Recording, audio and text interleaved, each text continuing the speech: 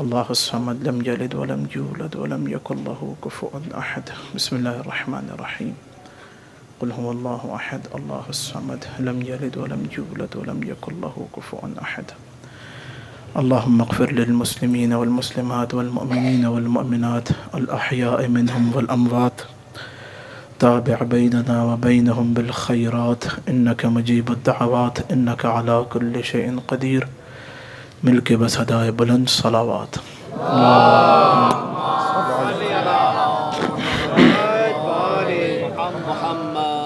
اعوذ باللہ السمیع العلیم من الشیطان اللعین الرجیم. بسم اللہ الرحمن الرحیم.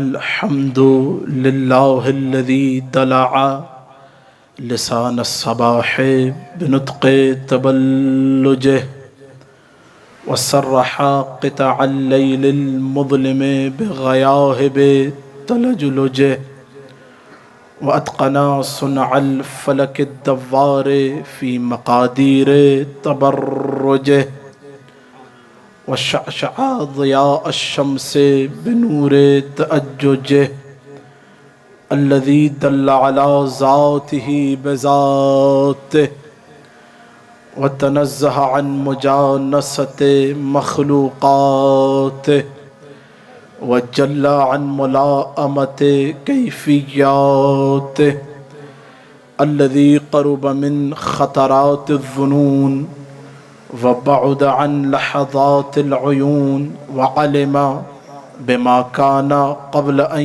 يكون.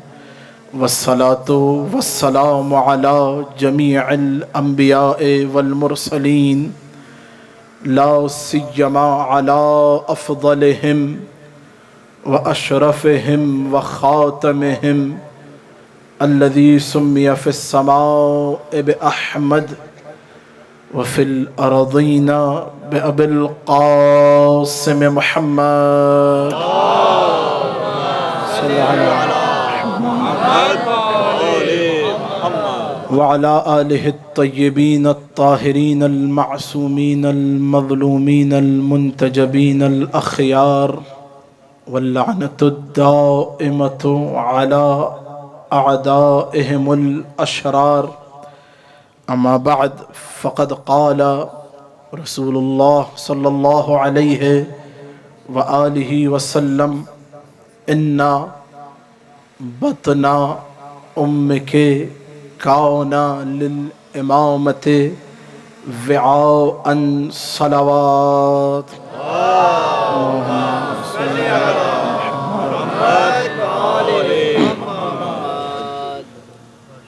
سالانہ مجلس اعزا بسلسلہ شہادت حامیت الرسول ناصرہ رسول مادر بطول جناب خدیجہ کبریٰ سلام اللہ علیہا. عزیزان گرامی، جناب خدیجہ کے حوالے سے کوئی بھی خطیب جب گفتگو کرتا ہے تو جو موضوعات سامنے ہوتے ہیں خطیب کے یا کسی پڑھنے والے کے، آپ حضرات بتائیے جناب خدیجہ کے حوالے سے کیا موضوعات آپ کے ذہن میں آتے ہیں؟ بتائیے مجھے موضوع جو ذہن میں ابھر کے آتے ہیں جناب خدیجہ کا جب نام آئے تو مختلف موضوعات. ساتھ دیجیے تھوڑا سا میرا، ادھر نام خدیجہ آیا، محسنہ اسلام ایک موضوع، اس موضوع میں ویسے سب کچھ کمپلیٹ. مال خدیجہ، سب سے پہلے نبی پر اسلام لانے والی خدیجہ، نبی کی تصدیق کرنے والی خدیجہ، جب سب جھٹلا رہے تھے اس وقت نبی کی تصدیق کرنے والی خدیجہ. صدر اسلام میں کچھ نہ تھا، اگر تھا تو مال خدیجہ تھا. صدر اسلام میں کچھ نہ تھا سوائے مال خدیجہ کے. یہ موضوعات وہ موضوعات ہیں جو آپ اور ہم بچپن سے سنتے آ رہے ہیں. موضوعات ہیں آپ حضرات کی. ہر خطیب کا ایک انداز ہوتا ہے، ایک بیان ہوتا ہے. میرا بھی ایک انداز ہے، ایک بیان ہے. اگرچہ آپ کے اس علاقے میں پہلی بار یہ سعادت حاصل ہو رہی ہے کہ آپ کے سامنے خطاب کر رہا ہوں، لیکن ایک ایک جملے کو آپ نے لوہے دل پر رقم کرنا ہے اور میرا ساتھ دینا ہے توجہ؟ آج آپ نے ایک نئے انداز میں جناب خدیجہ کو سننا ہے، بالکل ایک نئی جہت۔ شعراء، علماء، مدرسے کے طلباء موجود ہیں۔ اب میں نے ایک وقت میں 2 کام کرنے ہیں، ان کی سماعتوں کو بھی مد نظر رکھنا ہے اور آپ عام الناس کی سماعتوں کو بھی دیکھنا ہے۔ نبی کریم نے جناب فاطمۃ الزہرا سلام اللہ علیہا سے فرمایا تھا، صلی اللہ علیہ محمد کشبے آئیے آگے آ جائیں، بسم اللہ، اللہم صلی علی محمد محمد۔ ایک نئے انداز میں آپ کے سامنے آج آپ کو خدیجہ سنانے لگا ہوں۔ نبی کریم نے جناب زہرا سے فرمایا تھا، انا بطنا امک، اے میری بیٹی فاطمہ، تمہاری مادر گرامی کا بطن مبارک کانا للامامت وعاءً، تمہاری مادر گرامی کا بطن مبارک امامت کا ظرف تھا۔ اللہ اکبر! کیا فرمایا؟ تمہاری مادر گرامی کا بطن مبارک امامت کا ظرف تھا۔ اللہ اکبر! بڑے آرام سے آپ نے یہ جملے سن لیے۔ اب اسی پر پوری تقریر ہے، اور تقریر آپ کے سامنے اسی جملے پر نبی کے کرنی ہے کہ امامت ہے کیا۔ اللہ اکبر! ایک ایک جملے پر میرا ساتھ دینا ہے، اور جملے جب آپ تک پہنچ جائیں تو جھومتے ہوئے آپ نے اپنی آواز کو نجف کی دہلیز تک پہنچا دینا ہے۔ تمہاری مادر گرامی کا بطن مبارک امامت کا ظرف تھا۔ امامت ایک ایسا موضوع ہے کہ جو موضوع 1400 سالوں سے چلا آ رہا ہے اور قیامت تک ختم نہیں ہوگا، کیونکہ قیامت تک امامت ہی ختم نہیں ہوگی۔ ہے توجہات؟ تو موضوع بھی جاری رہے گا۔ امامت کے موضوع پر اب میں یہ علماء کرام اور طلبہ دینی کے لیے باتیں، اور آپ حضرات کے لیے بھی، ہمارے یہاں جو علم کلام کی کتب ہیں، حوزہ علمیہ کے اندر پڑھائی جاتی ہیں، طلبہ پڑھتے ہیں، اس کے اندر ایک مشہور کتاب ہے تلخیص المحصل۔ کتاب کے رائٹر ہیں خواجہ نصیر الدین طوسی رحمۃ اللہ علیہ، کاظمین میں ان کی قبر شریف ہے۔ انہی کی کتاب ہے شرح تجرید، جو آج حوزہ علمیہ میں نصاب علم کلام کا پڑھائی جاتی ہے، تدریس ہوتی ہے، طلبہ اس کو پڑھتے ہیں، علماء اس کی تدریس کرتے ہیں۔ اس کتاب کے اندر امامت کی جو بحث کی ہے خواجہ نصیر الدین طوسی نے، اب مجھے اندازہ ہے آپ ایسی گفتگو نہیں سنتے، لیکن یہ تھوڑا سا آپ نے حوزے کی باتیں بھی مجھ سے سننی آج، انشاءاللہ محظوظ ہوں گے۔ امامت کی جب گفتگو کی ہے خواجہ نصیر الدین طوسی نے، تو کہا امامت کی جب بھی گفتگو ہوگی تو 5 ارکان پر اس کی بنا رکھی جائے گی۔ امامت کی گفتگو کی بنا 5 ارکان پر ہوگی۔ پہلا رکن مل امام، دوسرا من الامام، تیسرا کیف الامام، چوتھا لمل امام، 5واں حل الامام۔ یہ 5 رکن ہے کیا؟ یہ مل امام، امامت کی تعریف، امام کیا چیز ہے، کون ہوتا ہے، کیا ہے امام، یہ پہلا رکن۔ یہ دوسرا من الامام، امام کون بناتا ہے۔ اللہ اکبر! امام کون بناتا ہے۔ اب یہ 5 جو رکن ہیں وہ سارے کے سارے تو ایک ہی مجلس میں آپ کے سامنے پیش نہیں کر سکتا۔ شروع کے 2 رکن، ایک رکن کا اضافہ اس میں حقیر کی طرف سے ہوگا۔ امامت کی تعریف کیا فرمایا تھا نبی نے، روایت ذہن میں رکھیے گا۔ آپ آج ایک نئے جہت میں خدیجہ سننے لگے ہیں۔ تمہاری مادر گرامی کا بطن مبارک امامت کا ظرف تھا۔ اب امامت آپ سن رہے ہیں تو عظمت جناب خدیجہ آپ کے سامنے اجاگر ہوگی۔ مل امام، امامت کی تعریف، امام کون ہوتا ہے۔ لکھا خواجہ نصیر الدین طوسی نے، اور جتنا میرا مطالعہ ہے غیبت شیخ طوسی، شیخ مفید، جتنے علماء کی کتابیں ہیں کلام کے اوپر، ساری کتابیں دیکھنے کے بعد یہ بات کہنے لگا ہوں کہ جو تعریف خواجہ نصیر الدین طوسی نے تلخیص المحصل کے اندر لکھی، یہ ایک کامل ترین تعریف ہے امام کی۔ توجہات ہیں؟ لکھا خواجہ نصیر الدین طوسی نے، الامام، امام اس کو کہا جاتا ہے کہ لہو رعاست فی الدین هو الانسان الذی لہو رعاست فی الدین والدنیا۔ امام اس انسان کو کہا جاتا ہے جو دینی اور دنیاوی امور میں لوگوں کی سرپرستی کرے۔ اللہ اکبر۔ امام اس انسان کو کہا جاتا ہے جو دینی اور دنیاوی امور میں لوگوں کی سرپرستی کرے، رہنمائی کرے، لیڈری کرے، ایسے شخص کو امام کہا جاتا ہے۔ توجہات ہے آپ حضرات کی؟ عزیزان گرامی، دنیا کی تو حد ہے، دینی اور دنیاوی امور دونوں میں جو لوگوں کی سرپرستی، لیڈری، رہنمائی کرے اسے امام کہا جاتا ہے۔ دنیا کی تو حد ہے، دین کی کوئی حد نہیں۔ ہائے ہائے ہائے۔ قبر کے ادھر دنیا ہے لیکن دین قبر کے ادھر بھی ہے، قبر کے ادھر بھی ہے۔ یعنی امام کسی ایسے انسان کو ہونا چاہیے کہ جس کی قبر کے ادھر بھی چلتی ہو، قبر کے ادھر بھی چلتی ہو۔ دنیا کی تو حد ہے، دین کی کوئی حد نہیں۔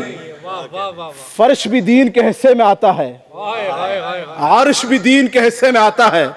اس کا مطلب یہ ہوا کہ امام کسی ایسے انسان کو ہونا چاہیے کہ جس کی فرش پہ بھی چلتی ہو، یا علی یا علی، عرش پر بھی چلتی ہو۔ امام کسی ایسے کو ہونا چاہیے کہ جس کی زمین پر بھی چلتی ہو، آسمان پر بھی چلتی ہو۔ اب اپنے ذہن، اپنے منظر نامے میں ذرا گھمائیے، ابھاریے کسی ایسے انسان کی تصویر کو کہ جس کی یہاں بھی چلتی ہو، جس کی وہاں بھی چلتی ہو، تو اسی کی تصویر ابھر کے ذہن میں آئے گی کہ جس کو رسول چھوڑ کر زمین پہ گئے تھے، پردے سے بھی اسی کی آواز آ رہی ہے۔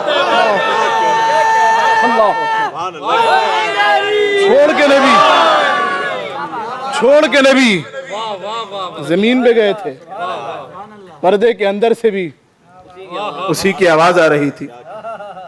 روایت، آواز صاف آ رہی ہے انشاءاللہ میری؟ پردے کے اندر سے بھی اسی کی آواز آ رہی تھی۔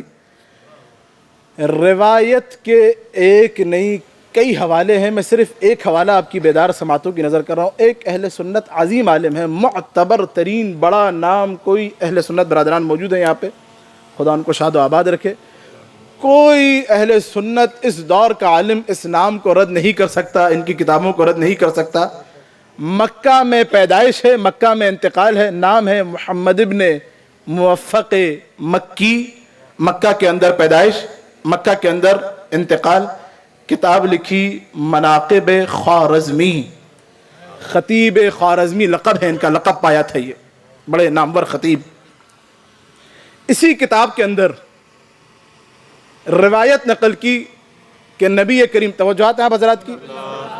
امام کون ہوتا ہے؟ جس کی یہاں بھی چلتی ہو، جس کی وہاں بھی چلتی ہو۔ اب وہاں کیسے چل رہی ذرا غور کیجئے، ملاحظہ کیجئے، لطف آئے گا۔ خطیب خوارزمی نے نقل کیا مناقب خوارزمی میں، نبی آئے معراج سے، جناب عبداللہ ابن مرائے نبی کی بارگاہ میں، کہا یا رسول اللہ یہ بتائیے کہ معراج کے پردے میں خدا نے آپ سے کس زبان میں گفتگو کی؟ اب ایک ایک جملہ جیسا روایت میں ہے من و ان ویسے ہی آپ کی بیدار سماعتوں کی نظر کرنے لگا ہوں۔ بس یہ گزارش ہے کہ اگر ولایت علی کی خنکی کا احساس ہو جائے تو یہ آپ نے بتانا ہے کہ ٹھنڈک ولایت علی کا اثر کہاں کہاں تک ہوا ہے۔ کہ یا رسول اللہ، اللہ نے معراج کی رات آپ سے کس لہجے میں گفتگو کی؟ نبی نے فرمایا کہ جب میں پردے کے قریب گیا تو مجھے اندر سے علی کی آواز آئی۔ اللہ اکبر۔ جو عربی عبارت ہے وہ دو طریقوں سے، کلمنی اللہ بلغت علی ابن ابی طالب، خدا نے مجھ محمد سے علی کے لہجے میں گفتگو کی۔ یا ایک اور عبارت، خاطبنی اللہ بلہجت علی ابن ابی طالب، خدا نے مجھ محمد سے علی کے لہجے میں خطاب کیا۔ آئے آئے توجہ۔ کہا جب میں پردے کے قریب گیا میں نے کہا بار الہ تو ہے کہ علی ہے؟ کہا میرے حبیب انا اللہ الواحد القہار، میں خدائے وحدہ اللہ شریک ہوں۔ کہا پھر یہ آواز؟ کہا میرے حبیب کائنات میں جو میرے لیے سب سے زیادہ محبوب ہے وہ تو ہے، اور جب میں نے تیرے دل کی طرف دیکھا تو تیرے دل میں علی سے زیادہ کسی کی محبت کو نہیں پایا، تو اسی وجہ سے میں نے علی کے لہجے میں گفتگو کی تاکہ تیرے دل کو اطمینان آ جائے، تاکہ تیرے دل کو اطمینان حاصل ہو جائے، آرام آ جائے۔ یہ روایت آپ سب نے سنی ہے نا، اب تاریخی نتیجہ دینے لگا ہوں۔ اللہ نے نبی سے بات کی علی کے لہجے میں، اللہ نے نبی سے بات کی علی کے لہجے میں، یہ بتانے کے لیے کہ سمجھ جاؤ جب میری اور میرے نبی کی بات بغیر علی کے نہیں بنتی تو تمہاری بات بغیر علی کے کیسے؟ جب میری اللہ اکبر اللہ اللہ اکبر، جب میری اور میرے نبی کی بات بغیر علی کے نہیں بنتی تو تمہاری بات بغیر علی کے کیسے بنے گی؟ یہ ہے امامت کی تعریف۔ امام کسے کہا جاتا ہے بولیے؟ دینی اور دنیاوی امور میں لوگوں کی رہبری، سرپرستی۔ یہ تھا مل امام، امام کون ہوتا ہے، امامت کی تعریف۔ دوسرا جو مسئلہ ہے امامت کے بارے میں، دوسرا رکن، دوسرا مرحلہ، وہ ہے من الامام، امام کون بناتا ہے۔ ایک انتہائی خالص علمی حوضہ نجف کی گفتگو آپ کی بیدار سماعتوں کی نظر کر رہا ہوں۔ توجہات ہیں آپ حضرات کی؟ ایک ایک جملے کو لوہے دل پہ رقم کر کے اب سننا ہے میرے ساتھ۔ امامت کے حوالے سے، امام کون بناتا ہے اس حوالے سے، ہمارے یہاں اور جو دوسرے فرقے ان میں اختلاف پایا جاتا ہے۔ ہمارے نزدیک امام کون بناتا ہے، یہ وجوب کلامی ہے، یہ اصل کلامی۔ یاور صاحب ہیں میرے ساتھ انشاءاللہ؟ وجوب کلامی کا مطلب کیا؟ مطلب اس کا پریشان مت ہوئیے گا، ایک ایک انشاءاللہ بات آپ کے لوہے دل پہ رقم کر کے واپس نجف جانا ہے میں نے۔ وجوب کلامی کا مطلب یعنی جس طرح اللہ پر واجب ہے کہ وہ انبیاء کو بھیجے، رسولوں کو بھیجے، ویسے ہی خدا پر واجب ہے کہ وہ امام کو بھی بھیجے۔ ہائے ہائے ہائے۔ اچھا اب آپ نے ادھر سے جو میں کہوں گا وہ تو سمجھنا ہے، کہی ہوئی بات ہر کوئی سمجھ جاتا ہے کاشف بھائی، جو نہیں کہوں گا وہ بھی سمجھنا ہے۔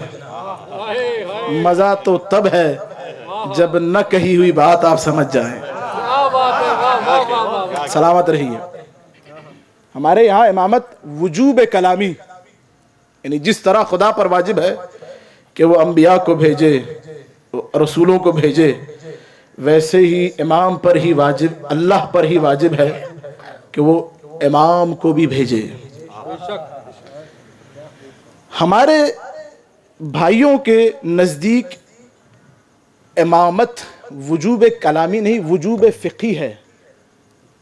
وجوب فقہی یعنی جس طرح سے ہم پر واجب ہے کہ ہم نماز پڑھیں، ہم روزہ رکھیں، ہم حج کریں، ویسے ہی بعینی ہم پر ہی واجب ہے کہ ہم 4-5 بڑے بزرگ مل کر کوئی ایک امت کے لیے امام کو چن لیں. 4-5 حضرات جمع ہوں, ووٹنگ ہو, اور ووٹنگ آ جائے سید کاشف زیدی کے نام پر, تو یہ ہو جائیں گے پوری امت کے امام. یہ ہمارے برادران اہل سنت کا امامت کے حوالے سے نظریہ ہے. یہ جو نظریہ ہے یہ قرآن کی آیات صریحہ کے خلاف ہے. اللہ اکبر. آیات صریحہ قرآن کے خلاف ہے یہ نظریہ. کیوں؟ کیونکہ قرآن کی ایک نہیں کئی آیتیں ہیں جن سے یہ بات ثابت ہے کہ جب بھی امام بناتا ہے خدا خود بناتا ہے. سورہ بقرہ کے اندر ارشاد ہوا بسم اللہ الرحمن الرحیم, بزم ملائکہ میں, اے ملائکہ انی جاعل فی الارض خلیفہ. اے ملائکہ دیکھو میں زمین میں, اللہ نے پہلا بشر جس کو بنایا بنام آدم کا, دیکھو میں زمین میں خلیفہ بنا رہا ہوں, امام بنا رہا ہوں, نبی بنا رہا ہوں, توجہ, رسول بنا رہا ہوں. پہلا جس کو بنایا اللہ نے کیا بنایا؟ اپنا خلیفہ بنایا. اعلان کیا کیا؟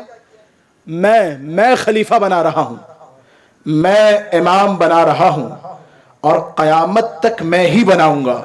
ہائے ہائے ہائے. انی جاعل, آج بھی میں بنا رہا ہوں, قیامت کے روز تک امام بنانا میرا ہی کام ہے. پھر ارشاد رب الارباب ہوا یا آدم اسکن انت وزوجک الجنہ. اے آدم تم ہوا کے ساتھ جنت میں رہو. توجہات ہیں. اس آیت کے فوراً بعد کیا ارشاد ہوا؟ اے آدم. عزیزان گرامی, اگر سر آپ کے آسمان کو چھونے لگے تو میرا ساتھ دینا ہے. قیمتی ترین جملہ اپنی اس تقریر کا کہنے لگا ہوں, پیش کرنے لگا ہوں.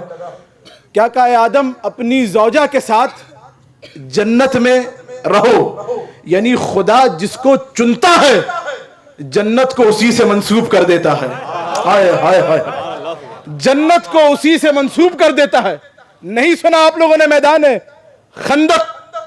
خندق میں نبی نے کیا فرمایا تھا خندق کے روز؟ کہ اگر آج جو کوئی بھی علی کی جیت کی خبر لا کے دے گا میں اس کو جنت کی بشارت دوں گا. جو کوئی بھی علی کی جیت کی خبر لا کے دے گا اس کو جنت مبارک ہو. کیا کہا نبی نے؟ جو کوئی بھی علی کی جیت کی خبر لا کے دے گا اس پہ جنت واجب. یا رسول اللہ جنت اتنی سستی کر دی. ہائے ہائے ہائے. جنت اتنی سستی کر دی. کہا جنت سستی نہیں کی, دشمن کے دعوے کے مقابلے میں دعوے کو بڑھا دیا. اللہ اکبر. دشمن نے دعویٰ کیا تھا؟ ہے پیچھے والے حضرات میرے ساتھ انشاءاللہ. دشمن عمر ابن عبد ود خیبری جب آیا خندق کے دہانے تو کیا دعویٰ کیا تھا اس نے؟ کہا تھا کہ تمہارے نبی نے یہی فرمایا ہے نا کہ جو میدان میں مرے گا شہید ہو جائے گا, شہید پہ جنت واجب. جو مارے گا مارنے والا غازی کہلاتا ہے, غازی پہ جنت واجب. عامر ابن عبد ود نے لشکر اسلام کی مسلمانوں کی آنکھوں میں آنکھیں ڈال کے کہا آؤ میدان میں, مجھے مارو جنت میں چلے جاؤ, میری تلوار سے مر جاؤ. دشمن نے دعویٰ کیا تھا یا مجھ کو مار کے جنت لے لو یا مر کے جنت لے لو. نبی نے سنا دشمن کے دعوے کے مقابلے میں, توجہ, دعوے کو بڑھا دیا. کہا آج مرنے مارنے کی ضرورت نہیں, علی کی جیت کی خبر لا کے دو جنت لے جاؤ. توجہ, علی کی جیت کی خبر لا کے دو. اب ایک کیفیت آپ کی سامنے پیش کر رہا ہوں, آپ کی نظروں کے سامنے. اگر کیفیت پہنچ جائے تو میرے ساتھ اپنی آواز حیدر حیدر نجف کی دہلیز تک پہنچانی ہے. کیا کرنا ہے؟ علی کی جیت کی خبر لا کے دینی ہے نبی کو. علی کی جیت کی خبر دینے سے پہلے علی کی جنگ دیکھنی پڑے گی. علی کی جیت کی خبر کے لیے علی کی جنگ دیکھنی پڑے گی. اب 100 لوگ میدان میں علی اترے، 100 یا 150 یا 200 کیا کر رہے ہیں؟ علی کی جنگ دیکھ رہے ہیں. علی نے عبدوت کو وصل جہنم کیا. مجھے آپ دل پہ ہاتھ رکھ کے بتائیے، یہ 100 لوگ علی کی جیت دیکھنے کے بعد اپنی جگہ کھڑے رہیں گے یا بھاگ کر نبی کے پاس جائیں گے؟ توجہ توجہ توجہ.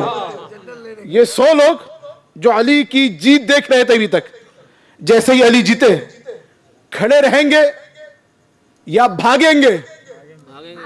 کھڑے رہیں گے یا بھاگیں گے؟ بھاگ کر کدھر جائیں گے؟ نبی کے پاس. بھاگ کر کدھر جائیں گے؟ بھاگ کر کدھر جائیں گے؟ بھاگ کر کدھر جائیں گے؟ دشمن نے جب دعویٰ کیا کہ یا تو مرو تو جنت لے جاؤ یا مارو تو جنت لے جاؤ، نبی نے کہا ان کی حیثیت بھی میں جانتا ہوں، ان کی اوقات بھی مجھے پتا ہے. مرنا ان کو آتا نہیں، مارنا ان کا حوصلہ نہیں، لیکن بھاگنا تو آتا ہے. اللہ اکبر. مرنا ان کو آتا نہیں. اللہ اکبر. ماشاء اللہ. اللہ اکبر. ماشاء اللہ. ان کی حیثیت بھی جانتا ہوں، ان کی اوقات بھی پتا ہے. مرنا ان کو آتا نہیں، لڑنے کا ان میں حوصلہ نہیں، بھاگنا تو آتا ہے. وہی کام کرو، جنت لے جاؤ. یہ تھا دوسرا مرحلہ امامت کا کہ امام بناتا کون ہے. پہلا بھی اللہ نے بنایا، قیامت تک اللہ بنائے گا. اب تیسرا رکن، تیسرا مرحلہ تلخیص المحصل خواجہ نصیر الدین توسی. موضوع ذہن میں رکھیے گا کیونکہ آگے بڑا لطف آنے والا ہے آپ کو. اے میری بیٹی فاطمہ، تمہاری مادر گرامی کا بطن امامت کا ظرف ہے. اللہ اکبر. تیسرا، امام کس خاندان سے ہوتا ہے؟ امام جب بھی ہوگا، انتہائی اہم مرحلہ. یہ آج کی تقریر کا 2 مرحلے آپ تک پہنچ گئے. امامت کی تعریف، من الامام، امام کون بناتا ہے. تیسرا مرحلہ، امام کس خاندان سے ہوتا ہے. آپ حضرات نے ابھی تک جس انداز میں سماعت کیا، خدا آپ کو شاد و آباد رکھے. اب اپنی سماعت کی سطح بلند کر کے آپ نے فرش زمین سے میرے ساتھ عرش بری کا سفر کرنا ہے. امامت، امام کس خاندان سے ہوتا ہے؟ عزیزان گرامی، آیات قرآنی اس بات کی گواہ ہیں کہ خدا نے جب بھی نبی کا وصی یا رسول کا وصی یا امام کا وصی کسی کو بنایا تو نبی، رسول یا امام کے خاندان میں سے ہی بنایا. توجہ توجہ توجہ.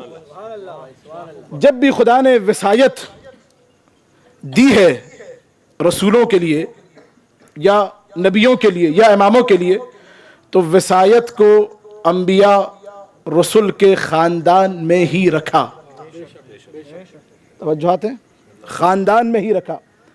ارشاد رب العزت ہوا سورہ آل عمران میں، بسم اللہ الرحمن الرحیم.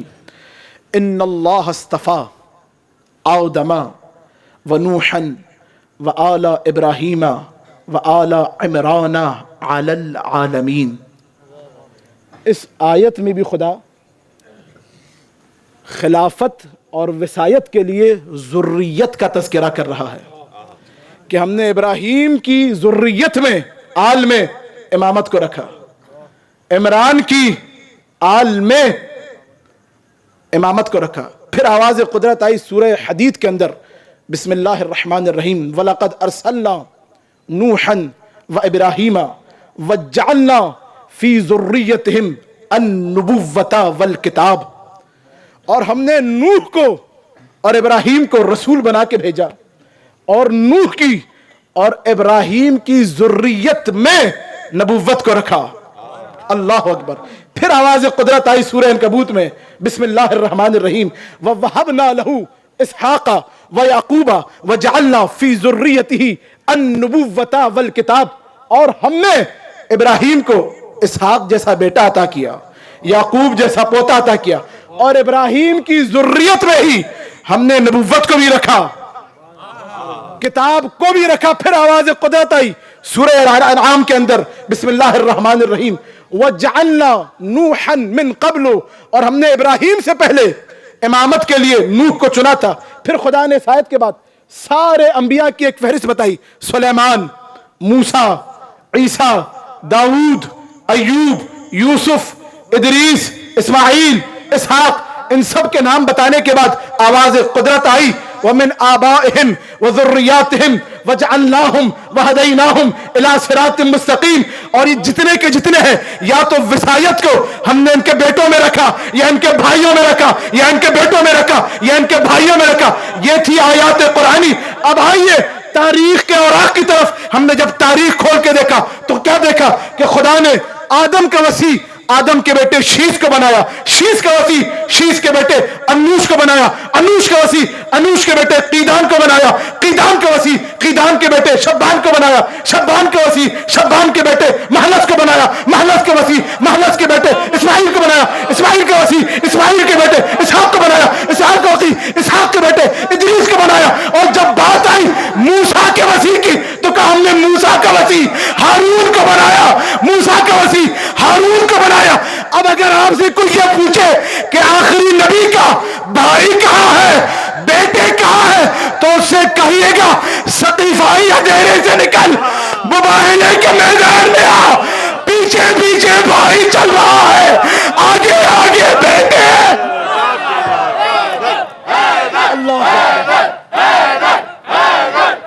اللہ اکبر, پیچھے پیچھے بھائی چل رہا ہے. اللہ اکبر.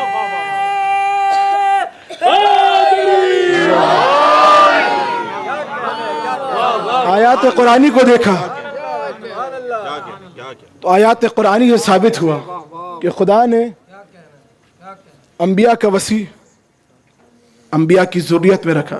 تاریخ کو جب دیکھا, آدم کے وسیع شیش, شیش کے وسیع انوش, انوش کے وسیع قیدان, قیدان کے وسیع شبان, شبان کے وسیع بیٹوں میں چلی آ رہی ہے. اس کا یہ مطلب ہرگز نہیں, توجہات آپ کی اب اپنے وجود کے ساتھ جملوں کو سنیے گا, اس کا مطلب ہرگز یہ نہیں کہ ہم امامیہ اس بات کے قائل ہوں کہ امامت موروثی ہوتی ہے. ایک دعا درود پڑھیے محمد اور آل محمد.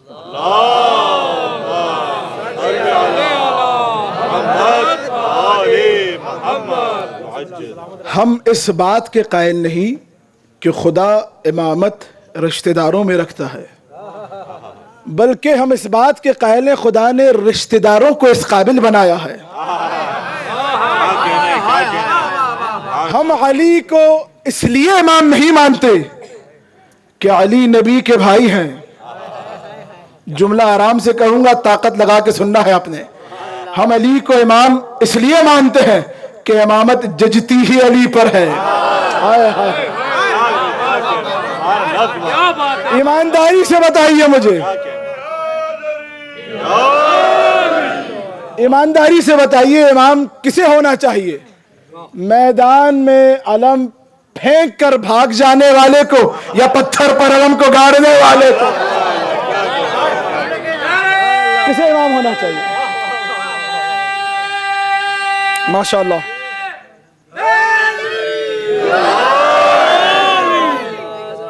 میدان میں علم پھینک کر بھاگ جانے والے کو امام ہونا چاہیے, یا جو پتھر پر علم کو گاڑے. اب آواز امامت, بطن ام کی, تمہاری مادر گرامی کا بطن مبارک امامت کا ظرف ہے. یہ موضوع ہے, یاد رکھیے. اب امامت کا جو مرتبہ ہے کیا ہے, اس کے لیے آیت قرآنی سورہ بقرہ میں پھر بسم اللہ الرحمن الرحیم, وَإِذِ ابْتَلَىٰ إِبْرَاهِيمَ رَبُّهُ بِكَلِمَاتٍ فَأَتَمَّهُنَّ قال انی جاعلک للناس اماما قال من ذریتی قال لا ینال عہد الظالمین. کتنی آیتیں ہو گئی بھائی جرمیہ؟ 3 سے زیادہ ہو گئی. سو رہے ہیں آپ. ابراہیم کا خدا نے لیا امتحان. ابراہیم ہو گئے کامیاب. خدا نے کہا ابراہیم امتحان میں کامیاب ہو گئے, تمہاری ذریت میں ہم امامت کو رکھ رہے ہیں. عزیزان گرامی, یہ امامت کا مرتبہ اتنا عظیم تھا. ابراہیم کو پہلے خدا نے رسول بنایا, نبی بنایا, خلیل بنایا, لیکن جب امام بنایا نا تو ابراہیم کے دل میں تمنا اٹھی, بھارے رہا ومن ذریتی, کیا میری نسل میں بھی کوئی امام ہوگا؟ اللہ اکبر. خدا نے ابراہیم کو منع نہیں کیا. قرآن کیا دیکھیے, کہا ابراہیم لا ینال عہد الظالمین, یہ امامت کا مرتبہ اتنا عظیم ہے, یہ ظالموں کو نہیں مل سکتا, فاسقوں کو, یعنی کبھی بھی ظالم عادل کا امام نہیں ہو سکتا, کبھی بھی فاسق عادل کا امام نہیں ہو سکتا, کبھی بھی غیر متقی متقی کا امام, قرآن کہہ رہے ہیں غیر متقی متقی کا امام نہیں ہو سکتا. تو جب غیر متقی متقی کا امام نہیں بن سکتا تو امام المتقین کا امام کیسے؟ امام المتقین کا امام.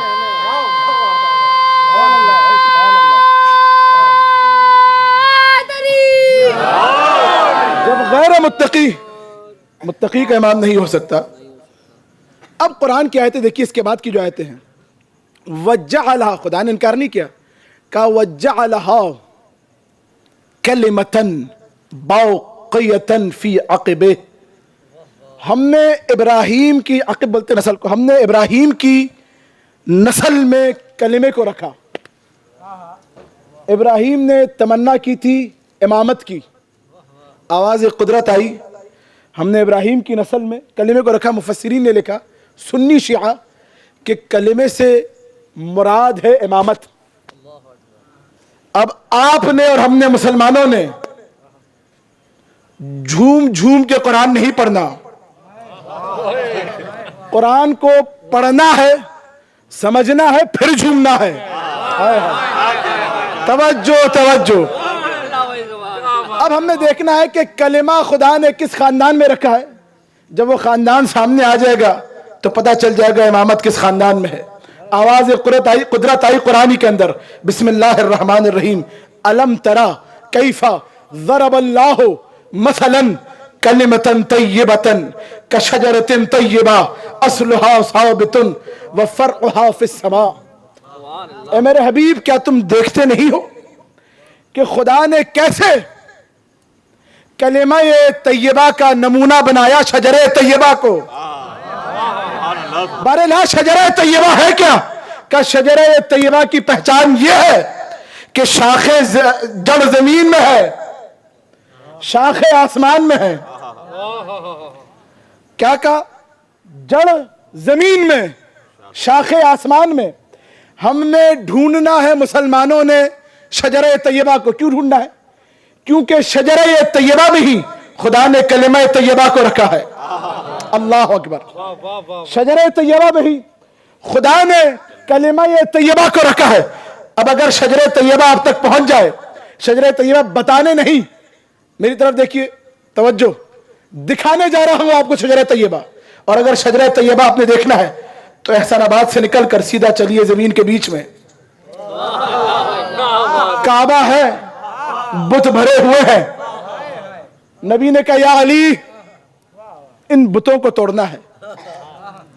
بتوں کو, آپ مجھے ایمانداری سے بتائیے, علی کیا کہیں گے؟ یا رسول اللہ میں جھک جاتا ہوں, آپ میرے شانوں پر آئیے اور بتوں کو توڑیے. اس کے علاوہ کچھ کہہ سکتے ہیں علی ابن ابی طالب؟ کہ یا علی بتوں کو توڑنا ہے. کہ یا رسول اللہ میں جھک جاتا ہوں, آپ شانوں پہ سوار ہوئیے اور بتوں کو. جیسے علی نے جملے کہے, نبی نے کہا چلیے یا علی. ادھر علی جھکے نبی کے قدم اٹھے. ادھر نبی کے قدموں نے فرش کو چھوڑا, ادھر جبرائیل امین نے عرش کو چھوڑا. کیفیت حسن میاں دکھانے جا رہا ہوں, تاریخ خطابت کے سنہری جملے آپ کی بیدار سماعتوں کی نظر کر رہا ہوں. ادھر جبرائیل نے عرش بری کو چھوڑا, سیدھا آئے کعبے کے قریب, ہاتھوں کو جوڑا, کہا یا رسول اللہ آپ کی مرضی ہے, چاہے تو علی کے کندھوں پہ سوار ہو جائے, چاہے علی کو اپنے کندھوں پہ سوار کر لیں, لیکن علی کے کندھوں پہ سوار ہونے سے پہلے ذرا یہ دیکھ لیجئے گا کہ علی کی آنکھ عین اللہ, چہرہ وجہ اللہ, آنکھ عین اللہ, پہلو جنب اللہ. علی صرف علی نہیں, علی کی آنکھ عین اللہ, چہرہ وجہ اللہ, پہلو جنب اللہ, کان اذن اللہ. نبی نے سنا, علی کی طرف دیکھا, کہا یا علی, پلین تھوڑا سا چینج ہو گیا. کہا یا رسول اللہ کیا کرنا ہے؟ کہا کرنا یہ ہے کہ میں جھکتا ہوں اور آپ نے میرے شانوں پہ سوار ہونا ہے. اللہ اکبر, شانوں پہ نبی جھکے. اب یہ روایتیں ہمارے پاس موجود ہیں, پریشان مت ہوئیے گا.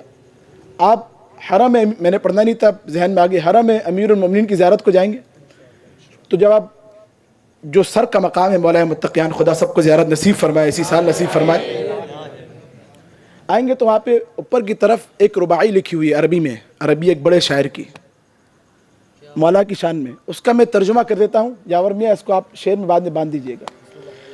اس شاعر نے علی کی مدح سرائی یوں کی, کہ علی نے, روایت سن لیجیے پہلے. روایت ہے کہ جب شب معراج نبی گئے تھے تو خدا نے اپنا دست شفقت نبی کے شانے پہ رکھا تھا. اس عربی شاعر نے جانتے شعر میں کیا کہا علی کی مدح سرائی کی؟ کہ علی نے وہاں اپنے قدم رکھے, اللہ اکبر, جہاں خدا نے اپنے ہاتھ کو رکھا تھا وہاں علی نے اپنے قدم رکھے. علی نے قدم رکھے, نبی نے بلند کیا, علی بتوں کو توڑنے لگے. اب عزیزان گرامی, شجر طیبہ آپ کو دکھانے لگا ہوں. شجر طیبہ سنا نہیں رہا, صرف دکھا بھی رہا ہوں ساتھ ساتھ, اور اگر پہنچ جائے تو اپنی آواز کو نجف تک آپ نے پہنچانا ہے. نبی نے علی سے سوال کیا, سوال بڑا عجیب کیا. نبی کو کیا سوال کرنا چاہیے, کام کیا تھا؟ نبی نے, سنی شیعہ نے لکھا, سوال کیا کیا, یا علی اینا وصلتا, ہائے ہائے ہائے, یا علی کہاں تک پہنچے. یہ سوال ہی نہیں کیا کہ کتنے بتوں کو توڑا, کتنے رہ گئے, کہ یا علی کہاں تک پہنچے. جیسا سوال ویسا جواب. کہ یا نبی اللہ اتنی بلندی پر ہوں, چاہوں تو عرش کے تارے چھو لوں, چاہوں تو عرش کے تارے چھو لوں. ادھر علی نے کہا, ادھر آواز قدرت آئی, دیکھ لو شجرہ طیبہ جو زمین میں, شاخ آسمان میں. اللہ اکبر.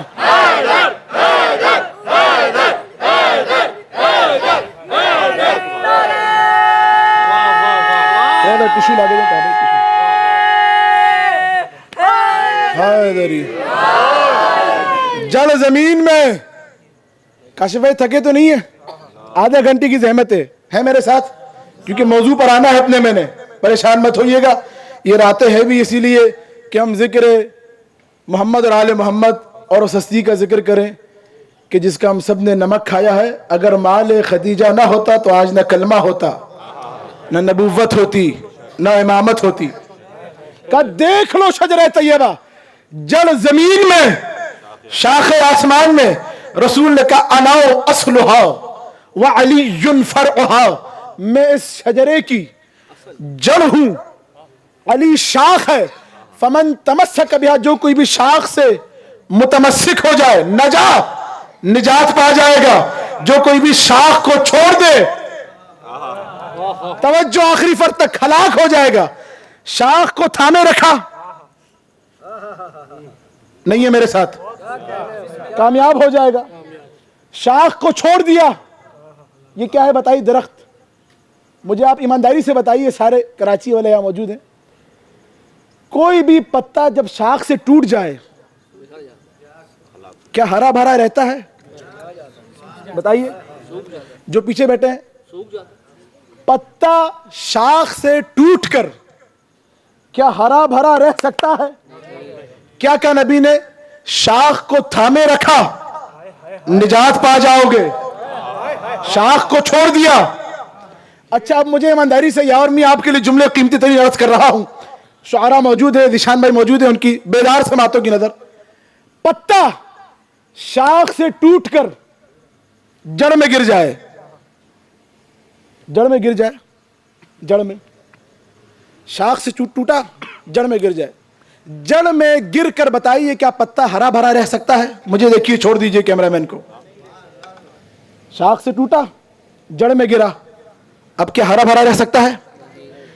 اگر کسی کو یہ سنک اٹھ جائے کہ میں نے پتے کو اسی جڑ میں ہرا بھرا کرنا ہے اور وہ پانی ڈالنا شروع کر دے روزانہ، بتائیے پتا ہرا بھرا ہوگا؟ توجہ توجہ توجہ، جو کھیتی باڑی کرتے ہیں آپ جا کے ان سے پوچھئے کہ جڑ میں جو پتے گر جاتے ہیں اگر کوئی انہیں پانی ڈالتا رہے اس لیے کہ تاکہ وہ ہرا بھرا ہو جائے، تو آپ جا کے پوچھیں کھیتی باڑی باغبانوں سے تو وہ آپ کو یہی بتائیں گے پتا کبھی بھی ہرا بھرا نہیں ہوگا، بلکہ جتنا پانی ڈالیں گے اتنا بدبو مارے گا، جتنا پانی ڈالیں گے اتنا بدبو مارے گا۔ یہی تو فرمایا محمد مصطفیٰ نے، علی کے دامن کو چھوڑ دو چاہے میرے آس پاس پڑے رہو۔ اللہ اکبر، اللہ اکبر، علی کے دامن کو چھوڑ دیا، مل کے علی کے دامن کو چھوڑ دو چاہے میرے آس پاس پڑے رہو، تب بھی ہرا بھرا۔ شجرہ طیبہ پہنچ دے گا آپ تک؟ پہنچا شجرہ طیبہ؟ اب میں بالکل اپنے موضوع پر آ گیا، آخری بالکل اس تقریر کا مرحلہ۔ اس شجرہ طیبہ کے دو محافظ ہیں۔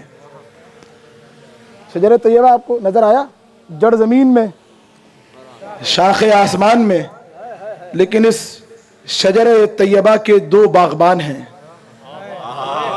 اس شجرے کو دو ہستیاں ہیں جنہوں نے پانی دیا ہے، پروان چڑھایا ہے۔ ایک کا نام ہے ابو طالب، ہائے ہائے ہائے، ایک کا نام ہے خدیجہ، ایک کا نام ہے ابو طالب، دوسرے کا نام ہے خدیجہ۔ کون ابو طالب؟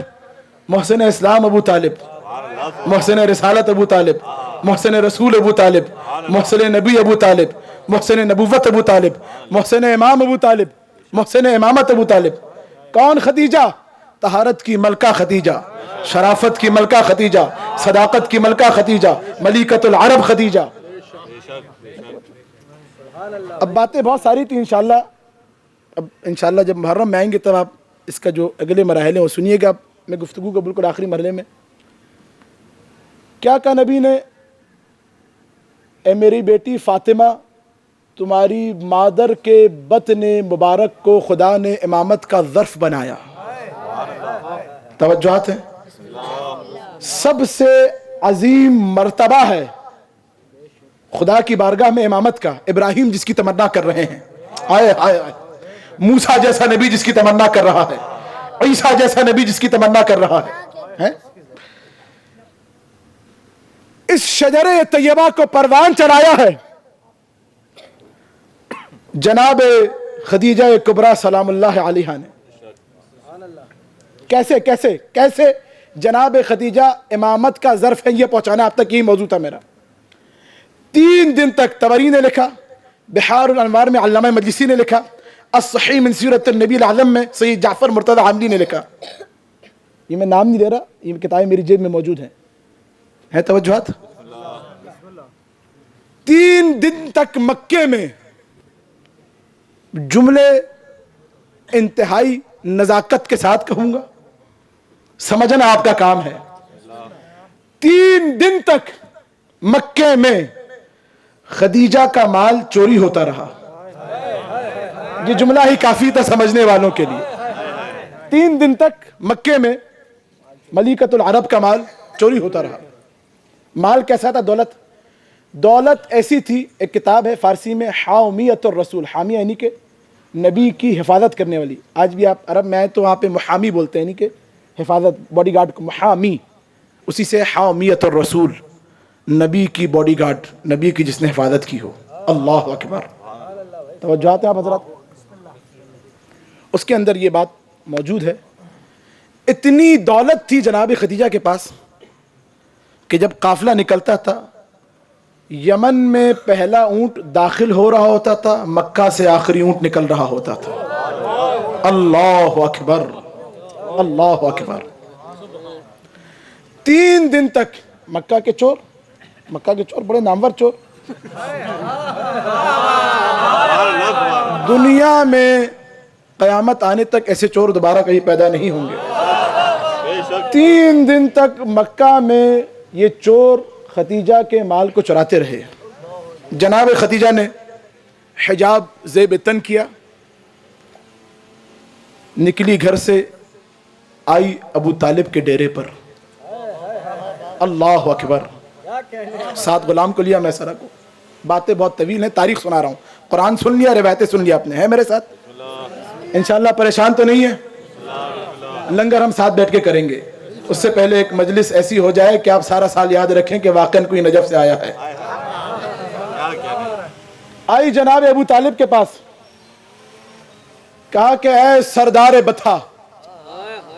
پوچھا کون؟ کہا میں خوائلد کی بیٹی خدیجہ, میرا باپ بھی تاجر, میں بھی تاجرہ. کبھی بھی کیسے آنا ہوا؟ کہا اے سردار بطھا, ماجرا یہ ہے کہ 3 دن سے یہ مکہ کے چور میرا سامان چوری کر رہے ہیں. میں ٹہری عورت ذات, میں کہاں جا کے ان چوروں کو پکڑوں؟ کہ ہمارے لائق کیا حکم ہے؟ کہ کرنا یہ ہے آپ نے کہ ایک تو چوروں کو بھی پکڑنا ہے, اللہ اکبر, دوسرا جو چوری کا مال ہے وہ بھی واپس لانا ہے. ابو طالب نے سنا, کہ بی بی جائیے, اور انشاءاللہ جب ہمارے پاس چوری کا سامان آ جائے گا واپس, ہم آپ کو بلائیں گے. جناب خدیجہ نے سنا, واپس پلٹی. راستے میں جناب خدیجہ کے غلام میسرہ نے کہا, کب بی بی بڑی عجیب بات ہے. انہوں نے کہا کہ آپ کا کام ہو جائے گا. آپ واپس پلٹ گئی. ذرا ان سے یہ تو پوچھ لی تھی کہ ابو طالب چوری کا مال واپس کیسے لیں گے؟ لشکر بھیج کے, فوج بھیج کے, تلواریں چلا کے, تبر چلا کے, کیسے؟ جناب خدیجہ نے سنا, کہا میسرہ خاموش رہو, بڑے لوگوں سے چھوٹی چھوٹی باتیں نہیں پوچھا کر. بڑے لوگوں سے چھوٹی چھوٹی باتیں, یہ جو کہہ دیتے ہیں وہ ہو جاتا ہے. اللہ اکبر. یہ سردار بطھا ہے. ادھر جناب خدیجہ گئی, ادھر حضرت ابو طالب نے اپنے غلام کو بلایا, کہا کہ جاؤ جا کے مکہ کے جتنے بڑے لوگ ہیں, جملے بڑے حساس ہیں, نام لینے کی علی والوں کے سامنے ضرورت نہیں ہے, کہا جتنے بڑے عرب کے سردار ہیں سب کو میرے ڈیرے پر لے کر آ جاؤ, دعوت دو. ابو طالب نے دعوت دی ہے. غلام دوڑتے دوڑتے گئے, سارے کے سارے عرب کے سردار ابو طالب کے ڈیرے پر. ابو طالب نے کہا بھائی خوائلد کی بیٹی میرے پاس آئی تھی اور اس نے مجھ سے کہا ہے کہ 3 دن سے اس کے قافلہ تجارت سے سامان چوری ہو رہا ہے. تم لوگوں نے جو سامان چوری کیا ہے وہ واپس لا کے دے دو. اللہ اکبر. ذہانت ابو طالب آپ کے سامنے پیش کرنے لگا ہوں. اگر پہنچ جائے تو میری خطابت نہیں, ذہانت ابو طالب کو سلام کرنا ہے آپ نے. یہ سنا انہوں نے, کہا ابو طالب ہمیں ذلیل کرنے بلایا ہے, ہمیں ذلیل کرنے بلایا. ابو طالب ہم بڑے خاندانوں کے اچھے مرد ہیں. ابو طالب نے سنا, زیر لب مسکرا کے کہا, عورت کا مال چرانا مردانگی ہوتی ہے. اللہ اکبر. عورت کا مال چرانا مردانگی ہوتی ہے. چوری کر کے مت کھایا کرو, محنت کر کے کھایا کرو. کہا ابو طالب ہم نے نہیں چرایا. کہ اچھا تجارت کرنی ہے. یہ سارے شرمندہ تھے, ایک دم تن کے بیٹھ گئے. کہا ہاں ابو طالب, شاید ابو طالب کوئی کام ہم دیں گے, بزنس تجارت کرنی ہے. کہا نعم نعم ابو طالب. کس کے ساتھ؟ کہا خدیجہ کے ساتھ. اللہ اکبر. آپ نے تو بڑے آرام سے جملہ سن لیا. انہوں نے جب سنا, ان کی جانتے حالت کیا ہوئی تھی, ان کی عالم کیا تھا؟ چکرا کر بے ہوش ہونے لگے تھے. کیوں؟ اگر آج آپ سے کسی سے کہہ دیا جائے کہ بھائی آپ نے کیا ایلون مسک کے ساتھ بزنس کرنا ہے, آپ کا کیا عالم ہوگا بتائیے؟ ایلون مسک, ٹیسلا کا مالک, یا وہ انڈیا کا مکیش امبانی کے ساتھ بزنس کرنا ہے. اس کے پاس اتنی دولت ہے کہ پاکستان کے خزانے میں اس کا چھٹا حصہ بھی نہیں ہے. توجہات. وہ سب چکرا کے گرنے والے تھے. کہ ابو طالب کیسی باتیں کر رہے ہو, پہلے ہمیں ذلیل کر رہے تھے, اب مذاق اڑا رہے ہو. ابو طالب نے کہا میں کوئی بات ایسے نہیں کرتا, بزنس کرنا ہے تو بتاؤ, میں خدیجہ سے بات کروں گا. گرتے پڑتے کہا بھائی کرنا کیا ہے؟ کہا بھائی کرنا صرف اتنا ہے کہ تمہارے پاس جو کچھ ہے وہ لا کے خدیجہ کے مال میں ملا دینا ہے. ہائے ہائے ہائے. کیا کہہ کے گئی تھی جناب خدیجہ؟ چوروں کو بھی پکڑنا ہے, چوری کا مال بھی واپس لانا ہے. کہا ابو طالب ہمارے پاس, کا کچھ تو ہوگا. کہا اچھا ہمیں ملے گا کیا؟ کہا اس کا ڈبل ہو کے مل جائے گا. ہائے ہائے, ڈبل ہو کے واپس مل جائے گا. یہ سنا, دوڑتے ہوئے اپنے گھروں میں گئے. جس کے پاس اونٹ تھا چوری کا اونٹ لے کر آیا, جس کے پاس تبر تھا تبر لے کر آیا, جس کے پاس گیہوں تھا گیہوں لے کر آیا, جس کے پاس چاول تھے چاول لے کر آیا. سب لا کے ابو طالب کے ڈیرے پر جمع ہو گئے. کہا ابو طالب ہم خدیجہ کو نہیں جانتے, تجھے دیا ہے تجھ سے واپس لیں گے. کہا جاؤ, مجھ سے لیا ہے مجھ سے واپس دینا. ادھر سارے چور گئے, ادھر ابو طالب نے غلام کو بھیجا. کہا جاؤ جا کے خدیجہ کو بلا لو. جناب خدیجہ نے حجاب زیب تن کیا, آئی ابو طالب کے ڈیرے پر. ابو طالب نے کہا کہ بی بی اپنے سامان کو پہچان بھی لے اور لے بھی جائے اپنے ساتھ. اللہ اکبر. پہچان بھی لے اور اپنے ساتھ لے بھی جائے اس کو. بی بی نے سامان کو لیا, چلی. اب اگلے دن, توجہ ادھر بیچ میں ایک جملہ کہوں گا میں, تاریخ انسانیت کی واحد شخصیت ہے ابو طالب. تاریخ انسانیت کی آدم سے لے کر قیامت تک جس نے چوروں کو پکڑا بھی ہے, چوری کا مال واپس بھی لیا ہے. اللہ اکبر. اب اگلے دن خدیجہ کا قافلہ نکلا. یہ سارے چور جو بھی تک سامان چرا رہے تھے, قافلے کے آگے آگے مکہ والوں کو, ہٹیے ہمارا سامان آ رہا ہے, ہٹیے ہمارا سامان آ رہا ہے, ہٹیے ہمارا سامان آ رہا ہے. عظمت ابو طالب اگر آپ تک پہنچ جائے تو میری خطابت نہیں, عظمت ابو طالب کو سلام کرنا ہے. تاریخ انسانیت کی واحد شخصیت ہے ابو طالب, جس نے ایک رات میں سارے چوروں کو پہرے دار بنا دیا تھا. ایک رات میں سارے چوروں کو پہرے دار بنا دیا تھا. کہا ہٹیے. قافلہ گیا, ہر بار سے زیادہ منافع ہوا. واپس آیا, بی بی نے حجاب زیب تن کیا اور جو پروفٹ تھا سارا پروفٹ لیا. صداقت کی ملکہ, زکاوت کی ملکہ, آئی دوبارہ ابو طالب کے ڈیرے پر. وہ سارا منافع کا مال ابو طالب کے سامنے. کا سلام آپ پر سردار بتا, یہ منافع میری تجارت کا نہیں آپ کی ذہانت کا ہے. ابو طالب نے سنا, کا بی بی ہم بدلے کے لیے کسی پر احسان نہیں کرتے, بدلے کے لیے کسی پر احسان نہیں کرتے. عالم یہ تھا کہ پڑا ہوا مال ابو طالب لے نہیں رہے, خدیجہ واپس لے کر نہیں جا رہی. جب کافی دیر گزری تو ابو طالب نے کہا, بی بی اگر آپ نے کچھ ہمیں صلہ دینا ہی ہے تو صلہ اس صورت میں دیجئے کہ اگلی بار جو آپ کے تجارت کا قافلہ جائے گا اس قافلے میں ہمارے بھتیجے محمد کو ساتھ لے لیجئے گا. اللہ اکبر. کا سمعا و طاعتا. چلی. اگلے دن قافلہ تجارت نکلا, खदीजा के आंगन में 2 सूरज तुलू हुए, एक अंबिया का सरदार, दूसरा बथा का सरदार। दरवाजे की ओट में खदीजा की निगाह जब जमाल मोहम्मद मुस्तफ़ा पर पड़ी, बचपन से जिसकी तस्वीर को अपने जहन में सजा के रखा था वो मोहम्मद आंखों के सामने खड़ा था। तौरेत और ज़बूर और इंजील की हाफिजा खदीजा, ये पढ़ रखा था कि आखिरी जमाने के पैगंबर की अलामतें क्या हैं। चेहरा मोहम्मद मुस्तफ़ा, जमाल मोहम्मद मुस्तफ़ा को देखा, तेजी से अपने गुलाम को बुलाया, मैसरा।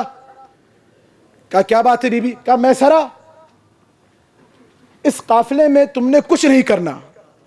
कहा क्या करना? कहा करना सिर्फ इतना है कि सारे रास्ते देखना यह है कि ये मोहम्मद चलते कैसे हैं, बैठते कैसे हैं, सोते कैसे हैं, खाते कैसे हैं, पीते कैसे हैं। बस सारे रास्ते इनका साया बन के चलना है, सारे रास्ते इनका साया बन के चलना है। खातमुल अंबिया के हवाले से बड़ी मदा सराई होती है, बड़ी मनकबतें, बड़ी नात पड़ी जाती है, लेकिन याद रखिए जो मदा सराई हमारा मजहब करता है वो कायनात का कोई मजहब नहीं कर सकता। मैसरा ने ये सुना, तेजी से आगे बढ़े, खातमुल अंबिया का तवाफ करने लगे। तवाफ करके आपस पलटे, बीबी ने कहा मैसरा क्या कर रहा था? कहा बीबी दिमाग चकरा रहा है, आप मुझे उसका साया बनने को कह रही है जिसका साया अल्लाह ने भी नहीं बनाया। जिसका साया, अल्लाह अकबर। जीते रहिए बेटा। उसका साया बनने को कह रही जिसका साया अल्लाह ने भी नहीं बनाया। चले मैसरा, काफिला गया, यमन वापस आया, सब छोड़ दिया मैंने, आखिरी जुमले बिल्कुल। जैसे आया मैसरा, बीबी तेजी से दौड़ते हुए कहा मैसरा कुछ ना बताना, शाम में कितना मुनाफा हुआ, यमन में कितना मुनाफा हुआ, कुछ मत बताना, तिजारत की नहीं, मुझे मेरी इबादत की बातें बताना। मैसरा ये बता वो चलता कैसे है, वो बैठता कैसे है, वो सोता कैसे है, वो खाता कैसे है। मैसरा ने कहा बीबी क्या बताऊं, चलता ऐसे था लगता था जैसे सर पे कोई बादल छाया करके चल रहा है। बीबी जब प्यास लगती थी ठोकर मारता था, मीठा चश्मा उगल पड़ता था। बीबी जब भूख लगती इसको न जाने कहां से आसमान से खाना आ जाता था। कहा मैसरा इतना बता कि क्या इसमें कोई ऐब तो नहीं। मैसरा ने रोते हुए कहा बीबी आपकी इज्जत की कसम है, जिस तरह वो खुदा बेऐब है वैसे ही मोहम्मद भी बेऐब, वैसे ही। ये सुना मोहम्मद सल्लल्लाहु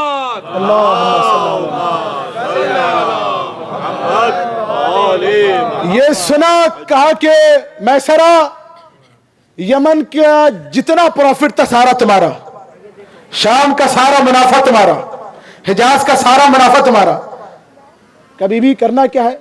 का करना सिर्फ इतना है कि अबू तालिब के घर, अबू तालिब एक दो दुरूद पढ़िए मोहम्मद और आले मोहम्मद पर। अल्लाहुम्मा सल्ली अला मुहम्मद। जीते रहिए, जीते रहिए। इंतहाई खूबसूरत शख्सियत, इंतहाई खूबसूरत जुल्फे, इनकी सेहत और सलामती के लिए दुरूद पढ़ दीजिए मोहम्मद और आले मोहम्मद पर। अल्लाहुम्मा सल्ली अला मुहम्मद। जी भाई, कहां तक पहुंची थी बात? कहा मैसरा करना कुछ नहीं है, सारा यमन का मुनाफा तुम्हारा, मक्का का मुनाफा तुम्हारा, करना सिर्फ इतना है कि अबू तालिब के घर मोहम्मद के लिए मेरा पैगाम अख्द लेके जाना है। मैसरा अभी तक गुलामों की तरह बैठे थे, ये सुना तन के बैठ गए। कहा बीबी माशाअल्लाह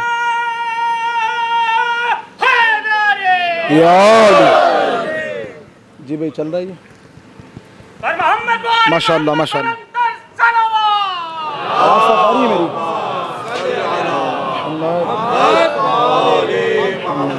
अज्जल फरजहुम। का मैसरा करना इतना है, अबू तालिब के घर मेरा पैगाम अक़्द मोहम्मद के लिए लेके जाना है। अबू तालिब के घर। मैसरा जो अभी तक गुलामों की तरह बैठे तन के बैठ गए।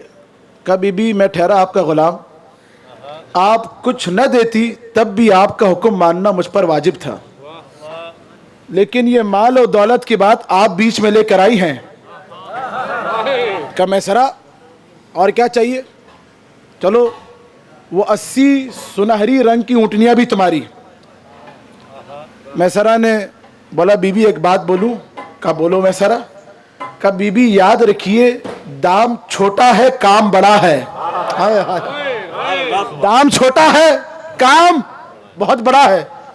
تو کہا میسرہ کیا چاہتے ہو؟ کہا بی بی اب دیکھیں اگر میسرہ کی معرفت کے ساتھ آپ کی معرفت مل جائے تو اپنی آواز کو میری آواز کے ساتھ ملانا ہے.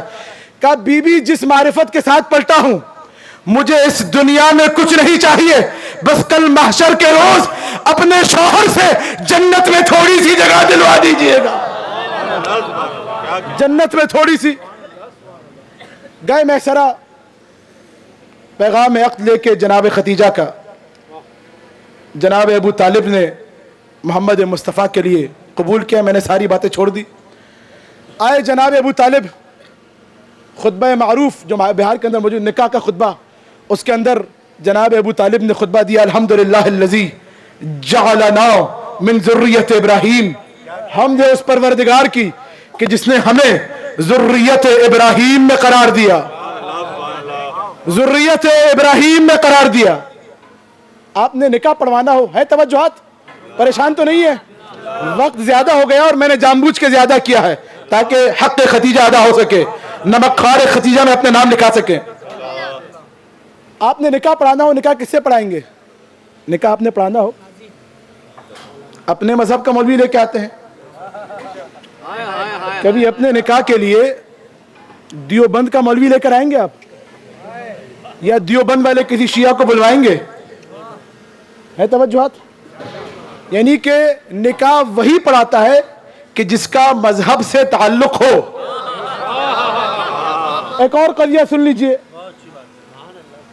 اگر کسی اور فرقے کے ہاں میت ہو جائے تو آپ اس کے ہاں جاتے ہیں تسلیت کے لیے, تسلیت جا کے پیش کریں گے, ہم تمہارے غم میں شریک ہیں, لیکن جنازے سے پہلے, غسل سے پہلے, کفن سے پہلے تیزی سے آپس آ جاتے ہیں.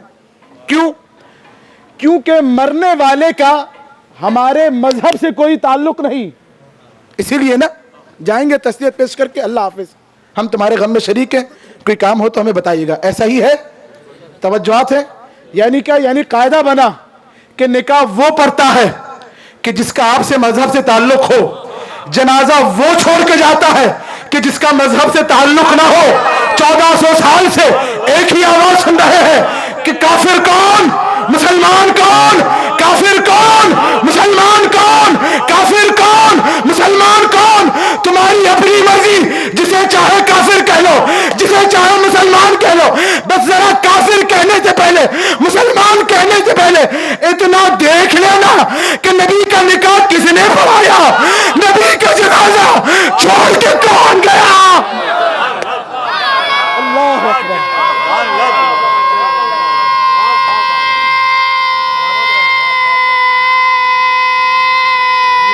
ماشاءاللہ.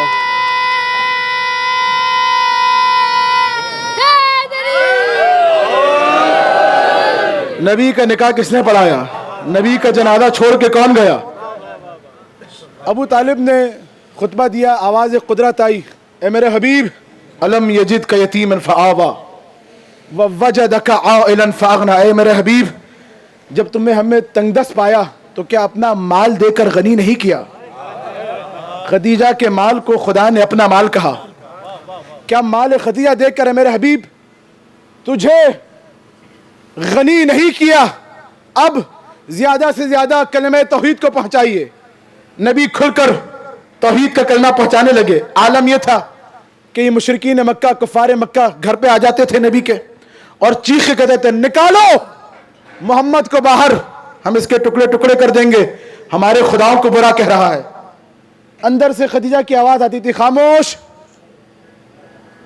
خاموش. یہ خاموش کا کیا نام ہے تیرا؟ نام بتاتا فلاں ابن فلاں, آپ کچھ بھی رکھ لیجئے اس پہ, فلاں ابن فلاں. کیا یہ بتا تجھ پر میرا کتنا قرضہ ہے؟ کہا بی بی 2000 درہم. کہا تیرے باپ پر کتنا قرضہ ہے؟ کہا 4000 درہم. تو کہا جب میرے در پہ آیا ہے تو خاموش ہو کے کھڑا رہے. سنیے سنیے جناب عظمت جناب خدیجہ, کہا میرے در پہ آیا ہے خاموش کھڑا رہے. یہ بتا قرضہ معاف کرانا ہے کہا جی جی بی بی اتنا زیادہ قرضہ؟ جی جی. کہا اگر قرضہ معاف کرانا ہے تو کلمہ پڑھتا جا قرضہ معاف ہوتا جائے گا. آئے آئے کلمہ پڑھتا جا قرضہ معاف ہوتا جائے گا, کلمہ پڑھتا جا قرضہ معاف ہوتا جائے گا. تو عزیزوں فرق سمجھ آیا ابو طالب میں اور خدیجہ میں؟ خدیجہ کلمہ پڑھواتی رہی, ابو طالب کلمہ بچاتے رہے. خدیجہ کلمہ پڑھواتی رہی, ابو طالب کلمہ بچاتے رہے. آواز قدرت آئی, اے میرے حبیب اسلام پر احسان ابو طالب کا بھی ہے, خدیجہ کا بھی ہے, اور اے میرے حبیب ہم نے تم سے آگے نسل امامت کو رکھنا ہے.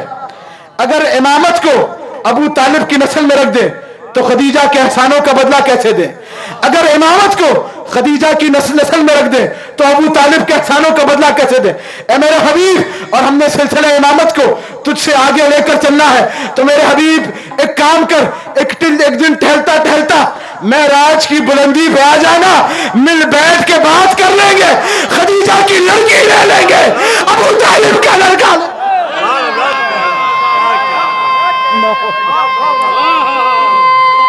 اللہ اکبر.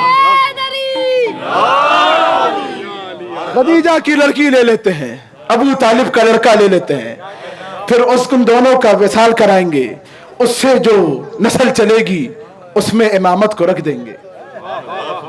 جملہ پوری اپنی تقریر کا نچوڑ خلاصہ آپ کی بیدار سماعتوں کی نظر. اب میرے اندر طاقت نہیں, شاید مصائب کا حق نہ کر سکوں, ادا نہ کر سکوں. انشاءاللہ عرفان بھائی ہمارا ساتھ دیں گے مصائب میں. اس میں جو نسل چلے گی اس میں ہم اپنی امامت کو رکھ دیں گے. ہے توجہات؟ آدم نے کیا تمنا کی تھی؟ بار لا ومن ذریتی, کیا میری ذریت میں امامت ہے؟ جو تمنا ابراہیم خلیل اللہ جیسا نبی کر رہا تھا, کبھی موسیٰ, کبھی عیسیٰ, کبھی آدم نے کی, کبھی یوسف, کبھی ایوب, کبھی یعقوب نے کی. خدا نے اس امامت کا ظرف نبی فرما رہے ہیں مادر فاطمہ خدیجہ کو بنایا. مادر فاطمہ خدیجہ کو اس امامت کا ظرف بنایا. 11 امام نسل فاطمہ الزہرا سلام اللہ علیہا سے. عزیزان گرامی, جتنے فضائل ہیں جناب خدیجہ کے, خدا کی قسم ایک عشرہ تو کیا, ایک مہینہ بھی صرف مجھ جیسا ایک چھوٹا سا خطیب اگر آپ دیں تو اتنے فضائل ہیں کہ ایک مہینہ بھی پڑھا جائے حق فضائل خدیجہ ادا نہ ہوگا. میں زیادہ نہیں, خدا آپ کو شاد و آباد رکھے. چند جملے مصیبتوں کے, میرے اندر طاقت نہیں, انتہائی آرام سے پیش کروں گا, اور جو حق گریہ ہے وہ آپ نے ادا کرنا ہے. 3 سال وہ بی بی کے جس نے اپنا سب کچھ اسلام پر لٹا دیا. آخر میں عالم یہ ہے کہ شعب ابی طالب میں 3 سال محاصرے میں. وقت آخر جب آیا, بلایا اللہ کے حبیب کو, یا رسول اللہ, بس جو بی بی کی وصیت ہے وہ پیش کر رہا ہوں آپ کے سامنے. کہ یا رسول اللہ, بس میری ایک ہی وصیت ہے. اور بی بی نے اس کے بعد اشارہ کیا اپنی بیٹی فاطمہ کی طرف. کہ یا رسول اللہ, یہ میری بیٹی فاطمہ, ہاذہ من بعدی یتیمۃ غریبۃ, یہ میرے بعد یتیم ہو جائے گی, غریب ہو جائے گی. یا رسول اللہ, جملے سنیں گے بی بی کے, نہ جانے بی بی کی آنکھ کیا دیکھ رہی تھی. یا رسول اللہ, میرے بعد قریش کی عورتیں سے بلند آواز میں بات نہ کریں. جملہ سنیں گے بی بی کی وصیت کا, یا رسول اللہ, میرے بعد کوئی عورت اس کو تماچا نہ مارے. اجرکم علی اللہ, اجرکم علی الزہراء, اجرکم علی رسول اللہ. یہی حق گریہ ہے. نہ جانے خدیجہ کی آنکھ کیا دیکھ رہی تھی. یا رسول اللہ, کوئی میرے بعد میری بیٹی خدیجہ کو تماچا نہ مارے. اگر دارو یہ وصیت ہے نا بی بی کی, میں دست ادب جوڑ کے کہوں گا, اے خدیجہ کبریٰ, آپ نے وصیت کی تھی یا رسول اللہ کوئی خاتون میری بیٹی کے سامنے بلند آواز سے بات نہ کرے, کوئی تماچا نہ مارے. لیکن آئیے بی بی آ کے دیکھیے, مدینہ میں جلتا ہوا در ہے, آپ کی بیٹی در کے پیچھے ہے, آواز دے رہی ہے یا فضا خذیری, ارے فضا مجھے سنبھالو, میرا محسن شہید ہو گیا. اجرکم علی اللہ, اجرکم علی اللہ. ہاں ہاں, ماتم کرتے ہوئے جملے سننا. عزادارو, شہادت جناب خدیجہ کے بعد علماء نے لکھا عالم یہ تھا فاطمۃ الزہرا کا کہ نبی کے ارد گرد چکر لگاتے ہی ہوتی تھی اور روتے ہوئے کہتی تھی بابا اینا امی, بابا میری ماں کہاں چلی گئی, بابا میری ماں کہاں چلی گئی. جملے سنیں گے جو مورخین نے لکھا. نبی نے جب یہ سنا اپنی بیٹی کو اپنے زانو پر بٹھایا. عالم یہ تھا کہ اللہ کا نبی کبھی فاطمۃ الزہرا کی آنکھوں کے بوسے لیتا تھا, کبھی پیشانی کے بوسے لیتا تھا, کبھی سینے سے لگا کے کہتا تھا میری بیٹی فاطمہ تمہاری مادر گرامی اللہ کے حضور جنت میں قصر عالی شان میں ہے. عزادارو, یہ فاطمہ کی یتیمی ہے. یتیمی کے بعد نبی جیسا باپ, محمد جیسا باپ سینے سے لگا کے دلاسا دے رہا ہے. تاریخ میں ایک اور یتیمی ہے, ایک 4 سالہ بچی کی جو جب باپ کے مرنے کے بعد باپ کے سینے پہ گری ہے. جانتے ہیں ظالم نے کیسا دلاسا دیا, ارے بچی کو اٹھایا تازیانے سے, بچی کے بدن باہر. اجرکم علی اللہ, اجرکم علی الزہرا. خدیجہ کبریٰ نے وصیت کی تھی یا رسول اللہ مجھے اپنی ردا میں کفن دیجئے گا. عزادارو, نبی جب اپنی ردا لے کے آگے بڑے کفن دینے, آسمان سے جبرائیل آئے, کہا یا رسول اللہ خدیجہ کا اللہ پر اسلام پر احسان ہے, اللہ نے خود خدیجہ کے لیے کفن بھیجا ہے. نبی نے اپنے ہاتھوں سے کفن دیا, غسل دیا, خدیجہ کو اپنے ہاتھوں سے لحد میں اتارا. اب جملہ سننا عزادارو, چہروں کو پیٹنا. یہ نبی غسل دے رہے ہیں خدیجہ کبریٰ کو. ایک غسل اور دیا گیا مدینے میں, اور وہ غسل کسی اور نے نہیں دیا, وہ نبی کے داماد علی مرتضیٰ نے دیا. غسل کسی اور کو نہیں دیا, نبی کی بیٹی فاطمۃ الزہرا کو دیا. اسماء بنت عمیس کہتی ہیں, آخری جملہ چہروں کو پیٹنا, اسماء بنت عمیس سناتی ہے, کہا میں نے دیکھا میں پانی ڈال رہی تھی, اتنے میں علی نے اپنے ہاتھوں کو کھینچ لیا, دیوار پہ سر رکھ کے علی جیسا شیر دل انسان زارو قطار گریہ کرنے لگا. میں نے کہا یا علی کیا ماجرا ہے, کہا اسماء میں نے دیکھا فاطمہ کی پسلیاں, ارے پسلیاں ٹوٹ چکی تھی.